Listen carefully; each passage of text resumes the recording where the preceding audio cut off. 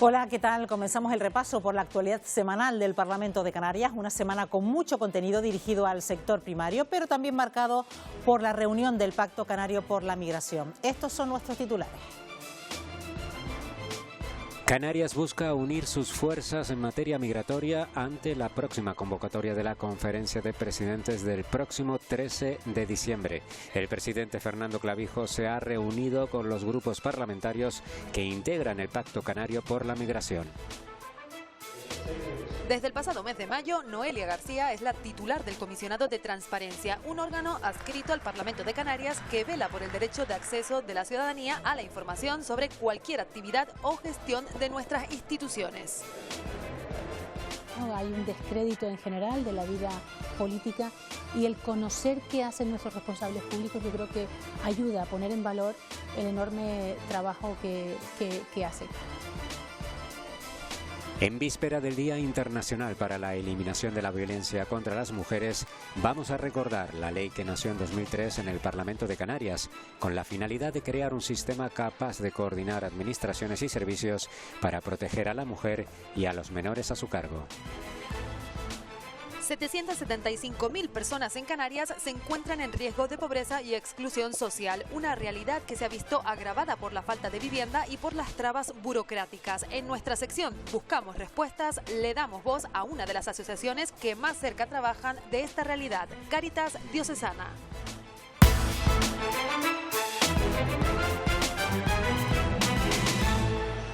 Una Canarias unida frente al drama migratorio es la voluntad del Pacto Canario por la Migración reunido este viernes en presidencia del Gobierno y con la presencia de los grupos parlamentarios que forman parte de este pacto.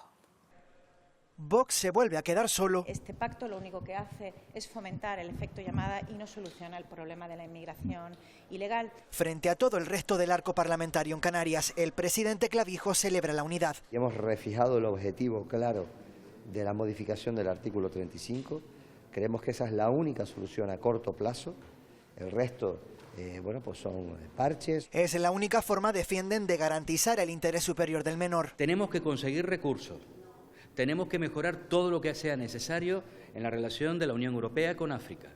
Pero si nos quedamos en eso, los menores seguirán aquí. Y para esa reforma, tanto el presidente como los grupos reconocen que solo hay una alternativa. El Partido Socialista como el Partido Popular se sienten, lleguen a un acuerdo a nivel estatal. El PP dice que está dispuesto a negociar. Hemos pedido la financiación necesaria para poder atender a esos menores.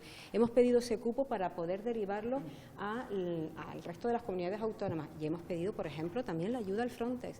Y seguimos esperando, sin saber nada. Y el PSOE dice que ya ha cumplido. Que se siente y que se cierre de una forma definitiva. Es difícil trasladar a la Unión Europea que pedir solidaridad al conjunto de los países europeos en el traslado de los menores, cuando en nuestro propio país, cuando en nuestras propias comunidades, es imposible que eso se pueda llevar a cabo. Los nacionalistas creen que el presidente Clavijo acierta cuando quiere llevar la voz de toda Canarias y no solo del Gobierno a la próxima conferencia de presidentes. Antes de que se produzca esa conferencia, volver a reunirnos, no solamente el pacto, sino todos los agentes sociales y civiles que también colaboraron en el pacto, para que sea la voz única de Canarias. El presidente dice que Canarias sigue trabajando para que haya acuerdo. Barajando 2 fechas para poder retomar esa mesa del Partido Popular, Gobierno de España, Gobierno de Canarias. Vamos a insistir para que nos podamos sentar porque obviamente lo ideal es que vayamos con un preacuerdo.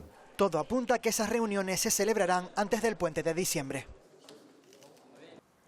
Al fenómeno migratorio también se ha referido la eurodiputada francesa Marion Maréchal.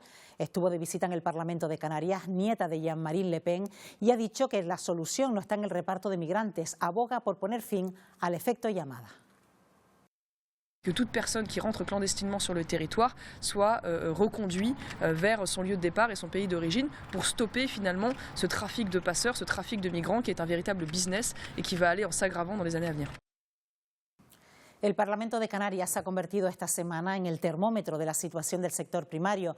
Durante las jornadas Conecta Canarias Europa se ha puesto sobre la mesa sus principales inquietudes, entre ellas mejorar su ficha financiera y aplicar las mismas garantías de calidad y seguridad a los productos que llegan al continente procedentes de terceros países. En su ponencia sobre los retos a los que se enfrenta el sector primario de las islas, el consejero del área, Narváez Quintero, ha sido contundente. Yo le llamo la hipocresía de Europa. Hipocresía porque las exigencias para el producto canario no son las mismas cuando se trata de acuerdos comerciales con terceros países. Compite con un producto que viene de fuera y que a lo mejor ha sido tratado, y les digo esto, y es muy duro, pero es real, ha sido tratado con productos fitosanitarios que en Europa están prohibidos porque dice que son venenos. De ahí la solicitud del campo canario de pedir a Europa la aplicación de las cláusulas espejo. Con que hablen de manera sincera a nivel europeo es lo que queremos todos. O sea, que les digan, oye, mira, vamos a ayudarlos a los países que están en desarrollo, pero vamos a hacer que también cumplan con la legalidad. Así se ha manifestado el sector, que pide además una mejor dotación para la ficha financiera del POSEI, que no se actualiza desde 2006. El Gobierno de España, pues, darse cuenta de que Canarias necesita ese incremento de la ficha y juntarse con nosotros a luchar por lo que necesitamos para poder subsistir. También un POSEI para la subsistencia de la pesca. Hay que buscarse algún modelo diferente, estilo POSEI, que se pague cada 6 meses o de otro tipo de manera. Para los profesionales del campo es clave fomentar sinergias con el turismo. Creo que la necesidad en general es en crecer. ¿Cómo? Hombre, pues si el turismo es una posibilidad, ¿por qué no? Si es la primera actividad económica, si estamos recibiendo 16, 17, 18 millones como se esperan este año, ¿por qué no crecer en ese aspecto? Yo creo que lo estamos desaprovechando. Unas jornadas en las que se ha puesto sobre la mesa la realidad de un sector que ha soportado un aumento del 52% en sobrecostes en los últimos 17 años. De la realidad que atraviesa el sector de la pesca en Canarias sabe mucho Carmen Soto, patrona de barco, que también ha dado su testimonio en las jornadas Conecta Canarias Europa. Yo llevo casi 14 años en el sector y tengo el mismo precio que cuando empecé. No he variado mi precio, no he podido subirlo. Sin embargo, todo lo que hay a mi alrededor ha subido, tanto a cuotas de seguridad social, de autónomo, de combustible, de hielo. Vienen medidas muy, muy duras de Europa, en las cuales la gran mayoría de nosotros de aquí a 10 años, gran parte de la flota pesquera artesanal de Canarias va a desaparecer. Carmen es una referente en el sector de la pesca, una mujer que ha tenido que abrirse paso en una profesión muy masculinizada. Habemos muchas mujeres a bordo en Canarias, a nivel nacional, que conozco muchísimas, que son armadoras, que son marineras, que somos patronas. Yo he tenido que dirigir hombres que les cuesta todavía que una mujer pues le dé a bordo una orden o que dirija la forma de trabajar.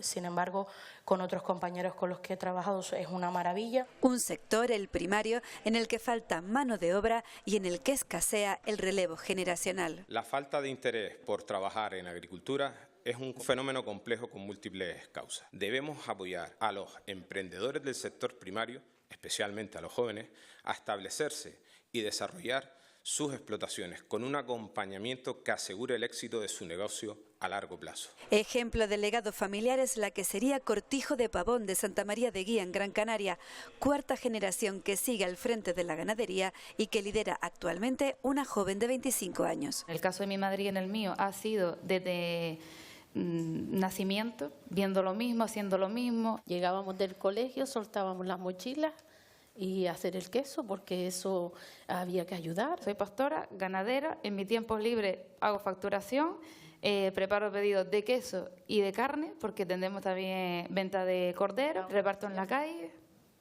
de todo un poco. Nunca pensábamos que el turismo fuera a fallar en Canarias, y falló. Yo digo, eso es una cosa como increíble. ¿Y qué quedó? ¿Qué quedamos? Quedamos los que producíamos la comida, los del campo. Le enseñan en los colegios a los niños mucho eso, mucha tecnología y mucha robótica y poco campo. Los propietarios de las fincas agrícolas afectadas por la erupción del volcán de La Palma mantienen su inquietud ante un futuro aún muy incierto. Aunque muchos de ellos ya están inmersos en la reconstrucción de lo que supone su medio de vida, viven pendientes de ayudas y reivindican un compromiso de que esas ayudas se mantendrán para garantizar la viabilidad de las inversiones que han realizado. En el caso del sector del plátano, buscan certezas. Es vital que las certezas lleguen, que esas ayudas lleguen en tiempo y en forma, por el mantenimiento del cultivo, por el bienestar social y económico de tantas familias que se encuentran detrás de esas fincas, como le decía. A los que hoy en día no pueden producir porque todavía están debajo del volcán y no han participado en la reconstrucción o recuperación, se les está pagando la ayuda. Hay algunos que han replantado, otros que han capado fuera de temporada, con lo cual, cierto que no han recuperado el potencial productivo antes del volcán, que ya están fuera de la excepción del volcán, con lo cual no cobran POSEI directamente porque sus fincas están en recuperación, con lo cual hemos exceptuado a estos productores. En la entrevista de esta semana nos hemos fijado en un órgano adscrito al Parlamento de Canarias, es el Comisionado de Transparencia. Después de 10 años de vida, por primera vez es dirigido por una mujer.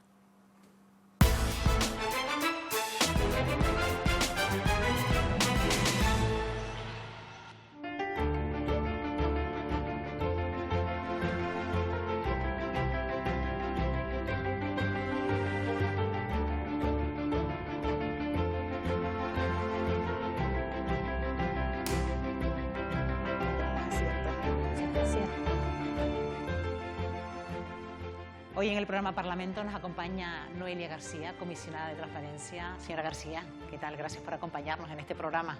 Muchas gracias a ustedes, es un placer. Bueno, hablamos de que se ha convertido en la primera mujer en ostentar este organismo adscrito al Parlamento de Canarias, ostenta este cargo desde el pasado mes de mayo. El Parlamento ya lo conocía desde la perspectiva como diputada, señora García, pero ¿cómo es ahora desde la posición de comisionada de Transparencia?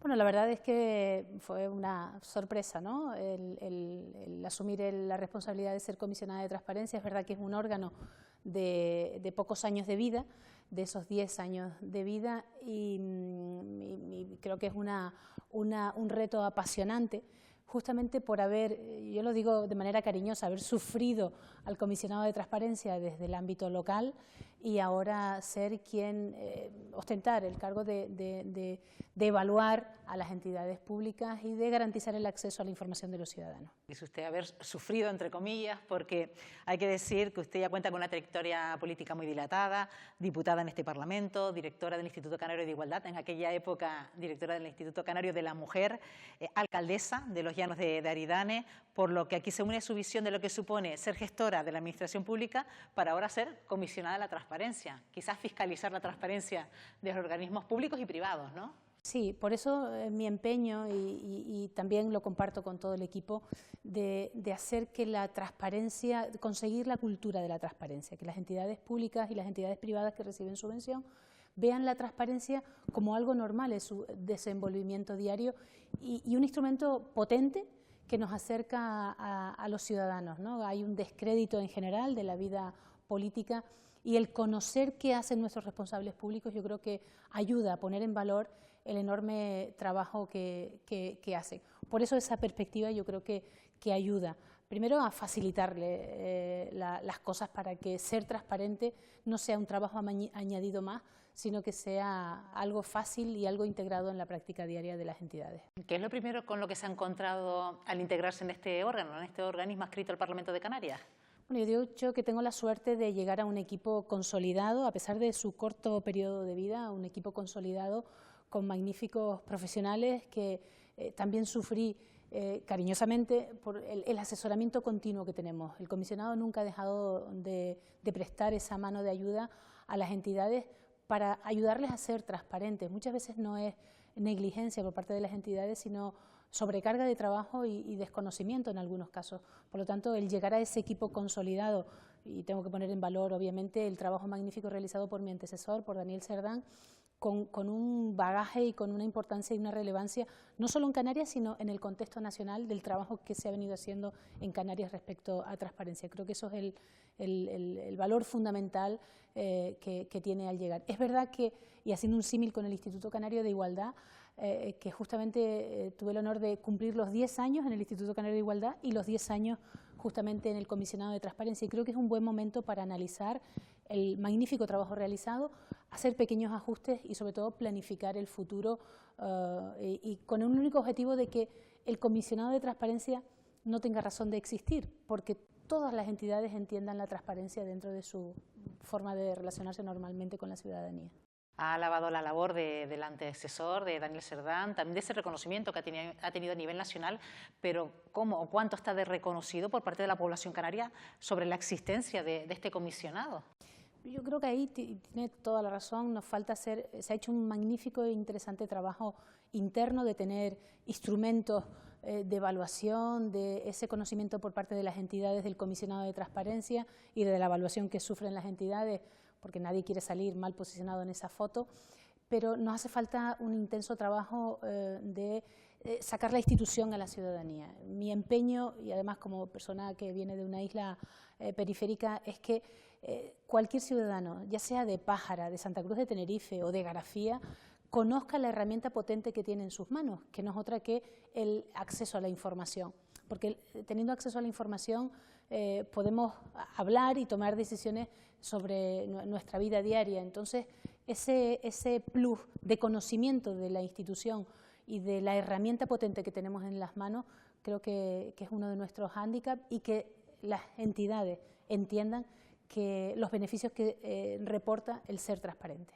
Claro, aquellos espectadores que nos pueden estar viendo, señora García, estarán preguntándose, ¿pero qué información me puede aportar, por ejemplo, una administración pública? Pongamos algunos ejemplos. Pues mire, algo tan sencillo, nuestra principal labor se centra en dos cuestiones. Por un lado, evaluar la publicidad activa que las entidades públicas y privadas tienen que tener en sus portales web, en sus portales de transparencia, y por otro lado, garantizar el derecho a la información de los ciudadanos. Cualquier ciudadano, ya sea de Santa María de Guía en Gran Canaria o de Vilaflor en Tenerife, tiene la posibilidad de solicitar a su ayuntamiento, a su cabildo o a cualquier administración o cualquier departamento del Gobierno de Canarias información respecto a la lista de espera o respecto a un proyecto concreto en su calle.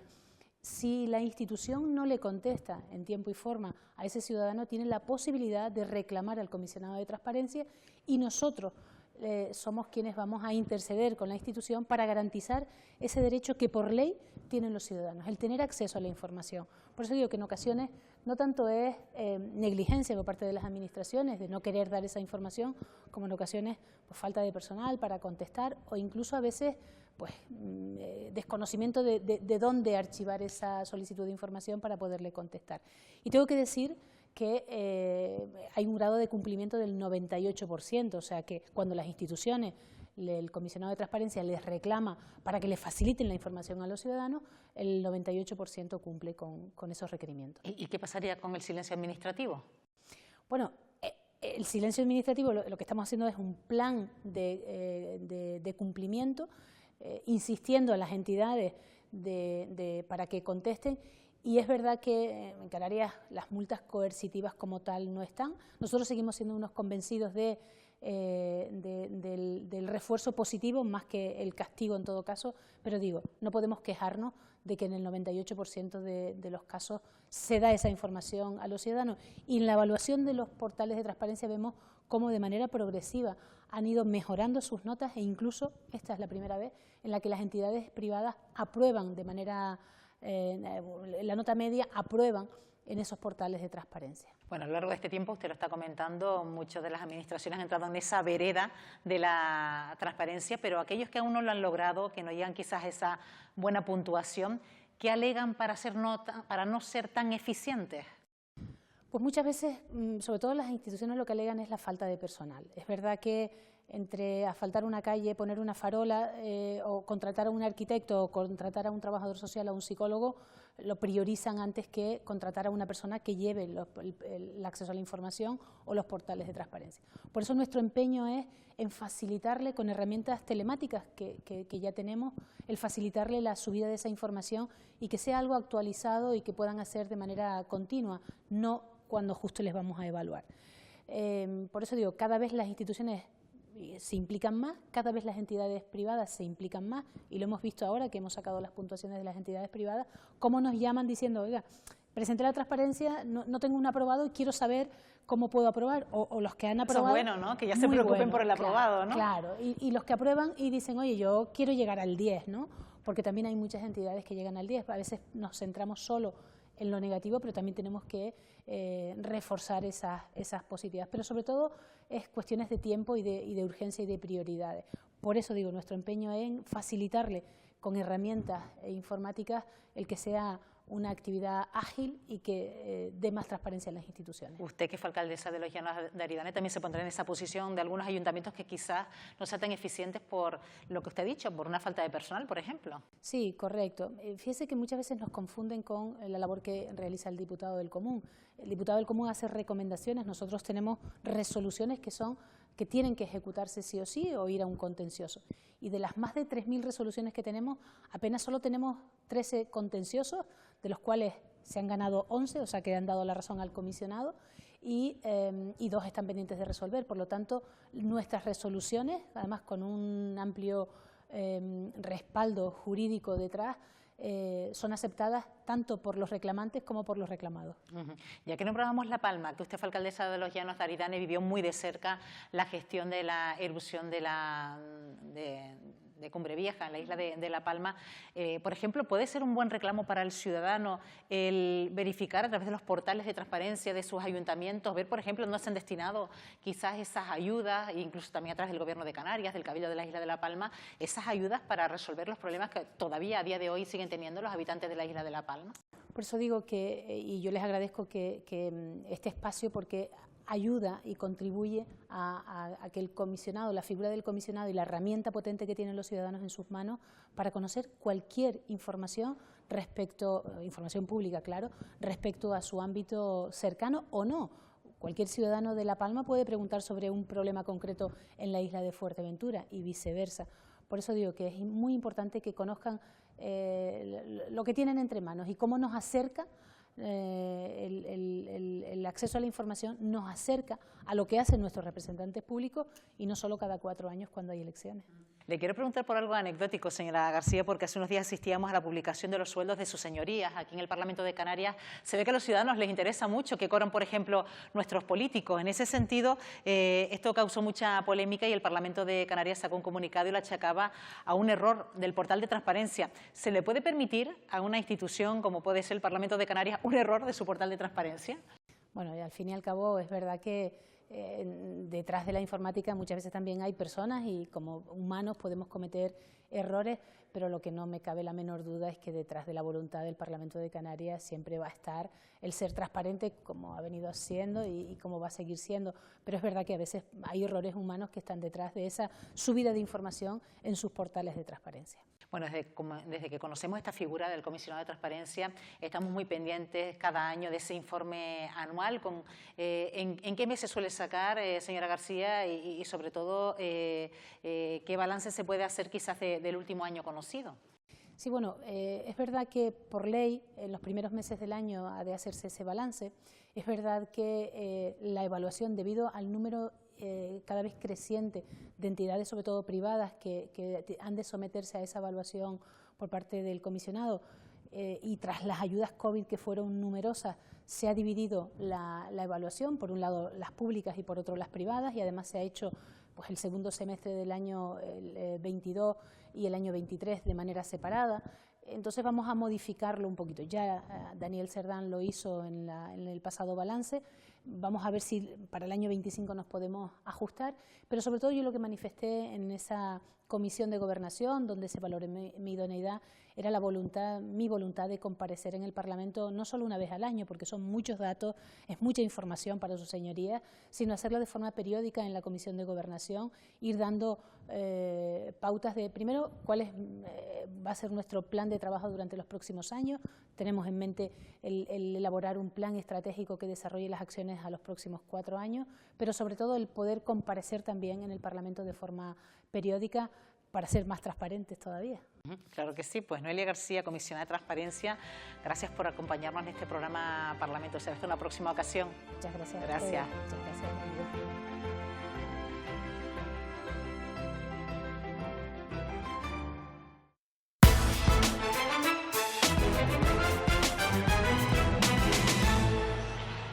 25 habitaciones es el trabajo que a diario, en el mejor de los casos, debe realizar una camarera de pisos. Es por ello que las Kellys hablan de precariedad. Lo han hecho en la Comisión de Turismo del Parlamento de Canarias. Estamos limpiando una media de 25 habitaciones al día, haciendo más de 50 camas diarias y empujando un carro durante 8 horas que dobla o triplica nuestro peso corporal. Algunos de ustedes le diría a un familiar o a un amigo que se dedique a trabajar de camarera de piso, porque no solo nos duelen los brazos, señorías, también tenemos problemas musculoesqueléticos y psicosociales. Por eso necesitamos que todos ustedes se pongan de acuerdo y soliciten conjuntamente al Ministerio de la Seguridad Social la reducción de la edad de jubilación para las camareras de piso a los 58 años con 20 años de servicio. La implantación de la energía nuclear en Canarias es una sugerencia que hemos escuchado esta semana en la Comisión de Transición Ecológica. Manuel Fernández, doctor en física nuclear, recuerda que está considerada como una energía limpia por la propia Unión Europea. Todos los grupos han mostrado sus dudas, incluso su rechazo, salvo Vox, que se muestra partidario a explorar esta posibilidad.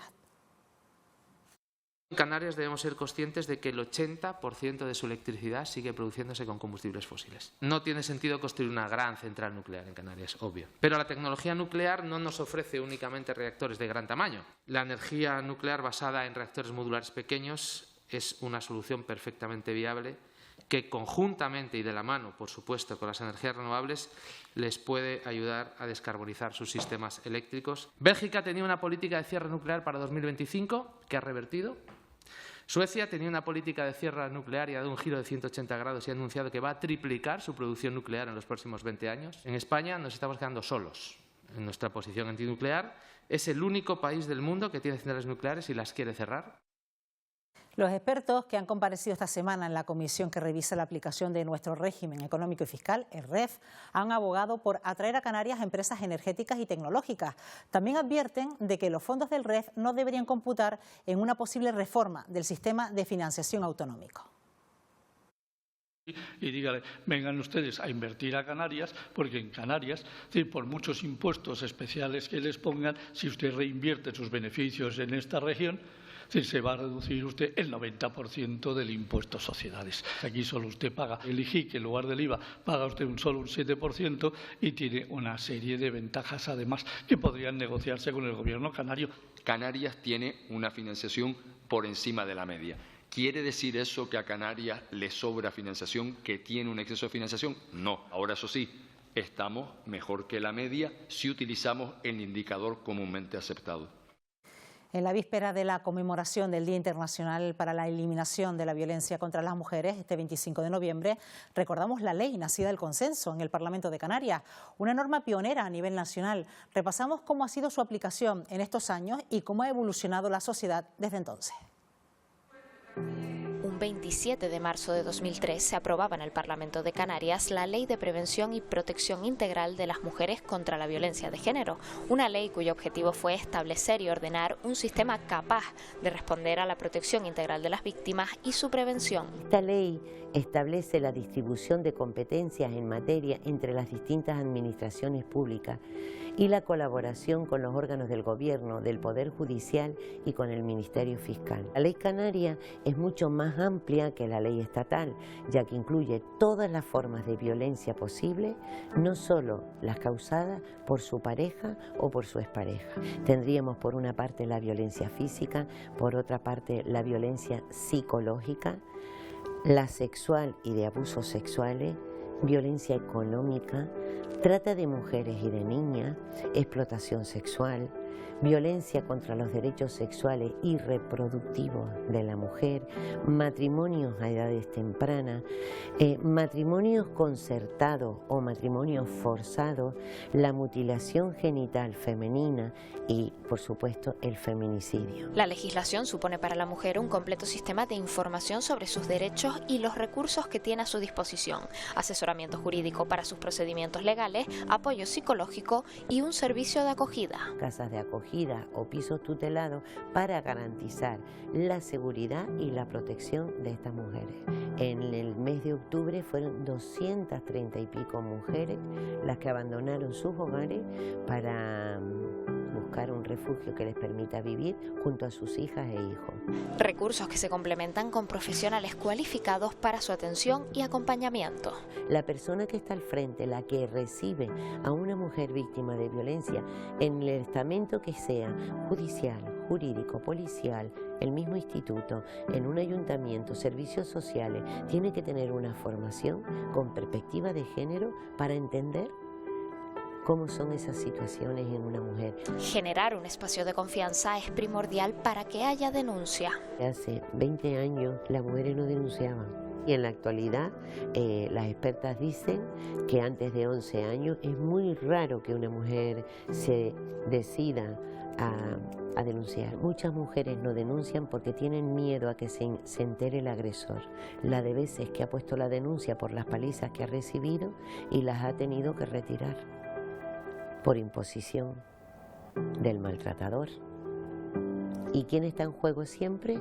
Los menores. Preocupa su impacto en la población juvenil canaria. Los discursos negacionistas que tristemente están haciendo mucha mella porque están calando mucho en la gente joven. Los últimos estudios en el Laboratorio de Innovación Social en la Universidad de La Laguna, que calcula que 2 de cada 3 jóvenes canarias han sufrido violencia de género. En Canarias, el Servicio de Atención a las Víctimas de Violencia de Género del 112 recibe una media de 50 llamadas al día, de las que la mitad son de emergencia. Preocupa el repunte de la violencia de género entre los más jóvenes. Según un estudio reciente, 1 de cada 4 jóvenes varones niega la existencia de la violencia machista, mientras que el 60% de las mujeres entre 16 y 29 años aseguran haber sufrido violencia sexual digital en nuestro país. Preguntamos a los protagonistas. La Calle opina.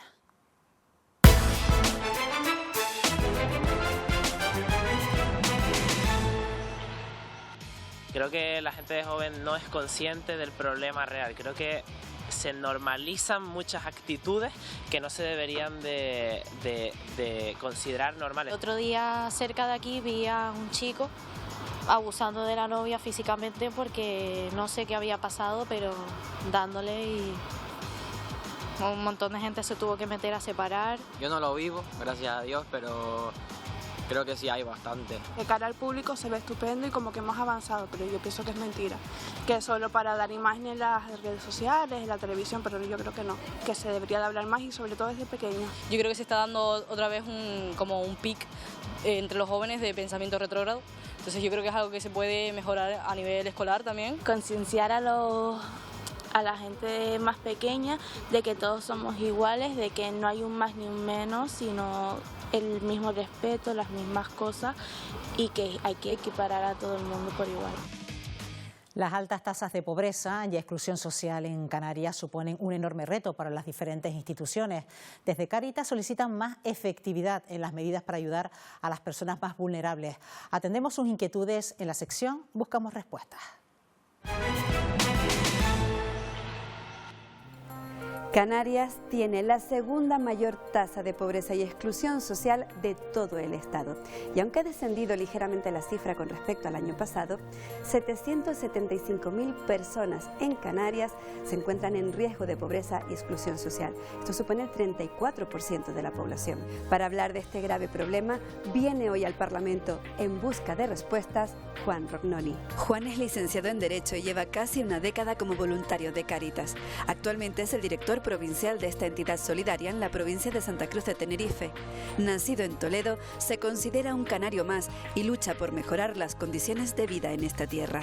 Buenos días, Juan. ¿Qué tal? Buenos días. Bienvenido al Parlamento. Gracias. Bueno, conocer perfectamente la situación de las personas en riesgo de exclusión social y pobreza en Canarias. Trabaja habitualmente con ellos, pues aprovechemos esta visita al Parlamento para que nos diga cuáles son sus propuestas o peticiones para intentar revertir esta situación. Va pasando el tiempo y la situación de estas personas se incrementa o se agrava y no terminamos de poner encima de la mesa soluciones. No hay una estrategia ni un plan. Hay previsiones ya de construir mucha más vivienda social de la que se ha construido en los últimos años, pero es verdad que en el caso de las personas en situación de calle, la solución que tenemos que arbitrar viene más relacionada con la emergencia social, establecimientos y plazas que se tienen que generar desde los propios ayuntamientos y de los programas necesarios de intervención para que mucha de esa gente se pueda reincorporar a la sociedad. Las medidas que se han podido hacer de ayuda para las personas sin hogar o por las personas que están en la parte más baja de la exclusión no llegan. Son siempre barreras burocráticas. Existe el plan concertado. Los ayuntamientos tienen que tener personal que asesore a personas que precisamente porque estén en ese intervalo de brecha digital no pueden acceder a la información. Aunque somos conscientes de que hay que seguir haciendo un esfuerzo, trabajar directamente con estas personas y facilitar el acceso a la documentación. Yo creo que es un problema el de la pobreza en Canarias, que debemos verlo además como un problema de alto nivel casi autonómico. Cada consejería o cada administración puede ir haciendo cosas sueltas, pero aquí se necesita un trabajo estructural de ayuda para llegar a las personas sin hogar y a las situaciones de exclusión. Tenemos el Consejo General de Servicios Sociales, donde participan muchas consejerías, los ayuntamientos, los cabildos. Es verdad que hay que seguir en un permanente esfuerzo por mejorar las coordinaciones. La ley de servicios sociales, con una gran profundidad y una ley seria, ahí sigue 5 años después. Mientras no haya un reglamento que desarrolle esa ley, vamos a seguir con una ley de servicios sociales que no sirve para nada. Totalmente de acuerdo. Nosotros la hemos recuperado y estamos empezando otra vez a desarrollar reglamentos, decretos, que son los que además de verdad van a hacer valer muchos de los grandes avances que se produjeron en esa ley. Las entidades sociales que estamos en el terreno necesitamos mesas de trabajo, necesitamos que realmente lo que se decida se lleve a la práctica e ir evaluando si lo que hemos hecho sirve, no sirve. Yo quiero efectividad y me gustaría que se llevase a la práctica lo que se decide de manera política. Un feedback con nosotros intercambiando valoraciones, programas, medidas, y eso tiene que ser así, porque es real que ellos aportan una cercanía a la sociedad y una intervención directa a la que, para bien o para mal, las instituciones no llegan. Desde Cáritas piden también un plan estructural para atender a las personas sin hogar con patología dual que sufren enfermedad mental y adicciones. En este punto del programa nos fijamos en otras instituciones parlamentarias de España y del mundo. Contribuye a mellorar e a combatir con efectividade a violencia machista as súas posturas a nivel nacional do seu partido. Mire, anúnciolle que no ano 25 seremos a primeira comunidade autónoma en ter unha lei para loitar contra a violencia digital, que ten moito que ver tamén coa violencia machista. En el que se apuesta decididamente por la prevención de la violencia de género, que ha sido consensuada con entidades públicas, privadas, con otras administraciones. No vamos a participar de la demonización del varón, no vamos a participar de su guerra de sexos. Que claro, aquí esta intervención que hemos vivido hoy ha sido vergonzosa. Muy buenos días a todos y a todas y muy bienvenidos y bienvenidas al Congreso de los Diputados y Diputadas, que es vuestra casa. Por tanto, es un placer enorme teneros esta mañana aquí. Quiero alzar la voz, y no para que os duelan los oídos, sino para resaltar que es nuestra palabra, la de los niños y niñas, la que debe ser escuchada y no olvidada o menospreciada.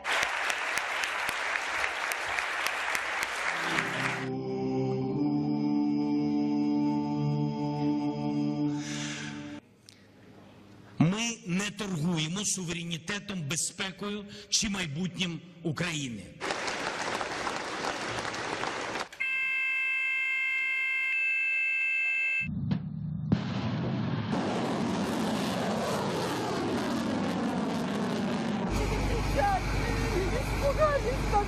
Просто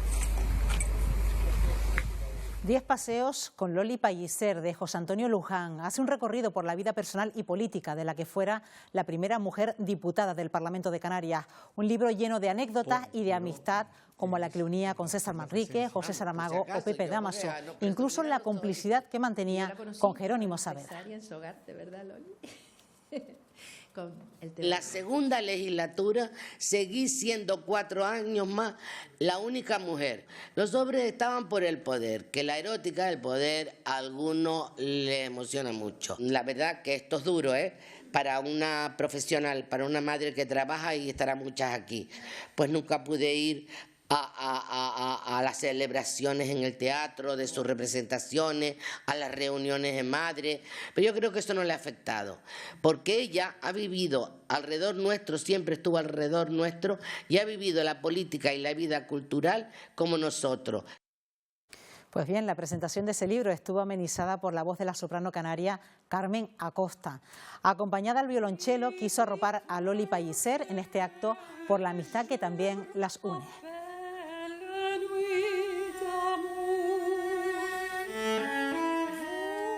Pues con música nos despedimos. Nos vemos dentro de 7 días para repasar la actualidad del Parlamento de Canarias. Que tengan una buena semana. Adiós.